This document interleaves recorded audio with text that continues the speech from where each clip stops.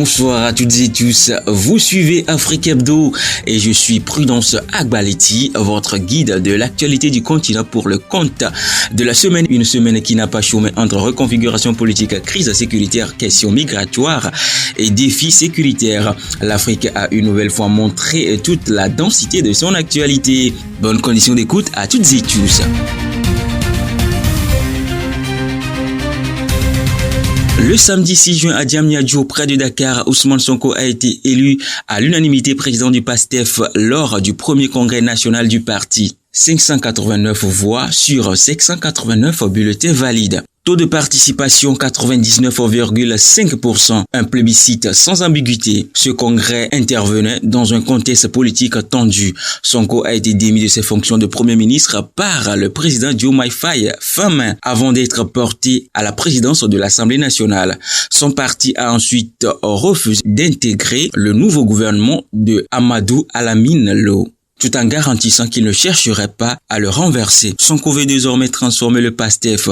Fini le mouvement militant, place à un parti structuré et ancré dans les institutions. Du Sénégal cap au sud avec une question qui divise et inquiète toute la diaspora africaine. La pression monte en Afrique du Sud. Des groupes de citoyens ont lancé un ultimatum aux migrants illégaux. Quitter le pays avant le 30 juin.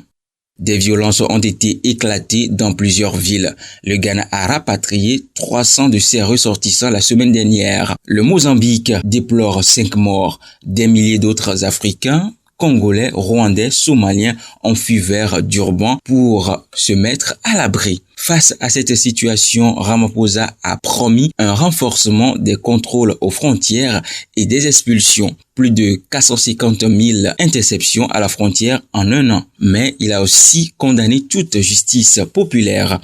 Un équilibre difficile à tenir dans un pays où le chômage dépasse 30% et où la frustration sociale cherche un bouc émissaire. Sur le terrain du sport et de la géopolitique, une exclusion choquante a marqué la semaine. Omar Hartan devait être l'un des arbitres de la Coupe du Monde 2026. Désigné par la FIFA, sacré meilleur arbitre africain de l'année 2025, le Somalien a atterri à Miami et a été immédiatement refoulé par les services d'immigration américains sans explications officielles. La FIFA a confirmé son exclusion de la compétition et a précisé qu'elle ne peut intervenir dans les décisions souveraines d'immigration d'un pays hôte. Un coup dur pour le football somalien et une image regrettable pour une compétition censée rassembler le monde. Restons dans une actualité à dimension internationale, mais cette fois avec Lomé au centre du jeu. Du 15 au 19 juin, Lomé va accueillir la convention et exposition africaine du transport aérien 2026.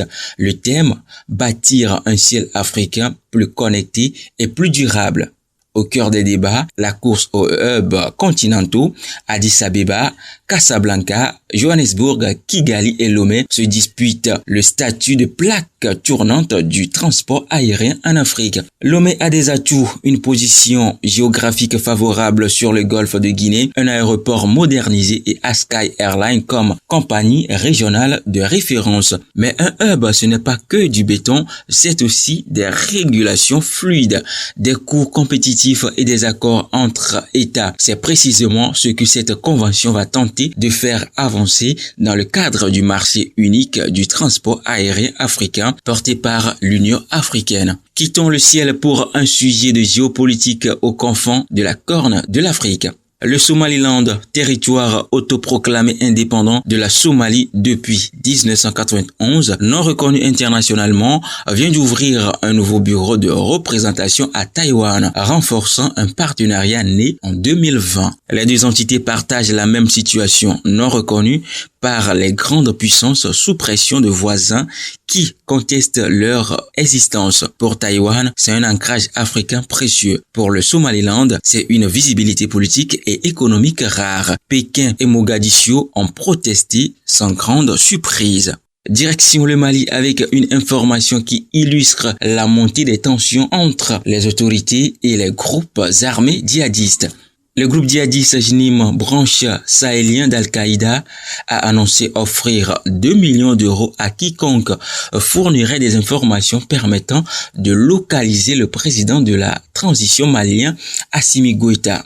1 million supplémentaire est proposé pour 2 autres aux responsables militaires. La déclaration fait suite à une offre similaire des autorités maliennes visant les dirigeants du JNIM.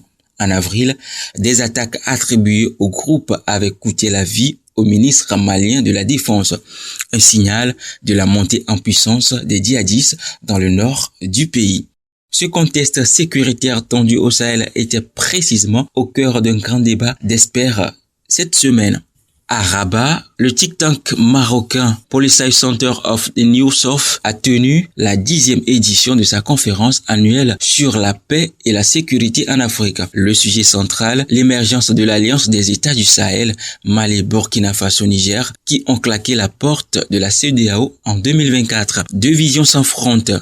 Ceux qui voient dans l'AES une rupture structurante qui a réorganisé toute l'architecture sécuritaire régionale et ceux qui estiment que la menace djihadiste, elle, n'a pas changé de nature et elle exige une coopération entre tous les États, AES et CEDEAO confondus. Tous s'accordent sur un point. Sans dialogue, les populations resteront otages de la violence. Terminons cette édition avec une décision législative qui suscite des réactions bien au-delà des frontières du Niger. Le gouvernement nigérien a promulgué un nouveau code pénal qui criminalise les relations entre personnes de même sexe avec des peines allant de 5 à 10 ans d'emprisonnement et des amendes.